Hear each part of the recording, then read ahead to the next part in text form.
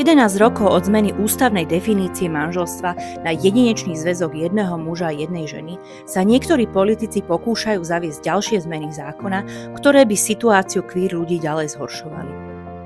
Manželstva pre všetkých a adopcie queer pármi nie sú ničím navyše. Každý človek má nárok na právnu ochranu. Queer ľudia žijú v celoživotných partnerských vzťahoch bez ohľadu na to, či sa s tým politici stotožňujú. Dúhové rodiny už dnes vychovávajú spoločné deti, aj keď im štát neumožňuje ich vychovávať ako spoločné.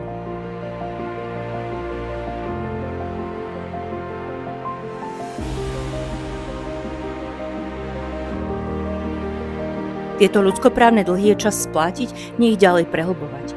Aj naďalej platí, že ochrana ľudských práv je záležitosťou dodržiavania medzinárodného práva, nie názoru.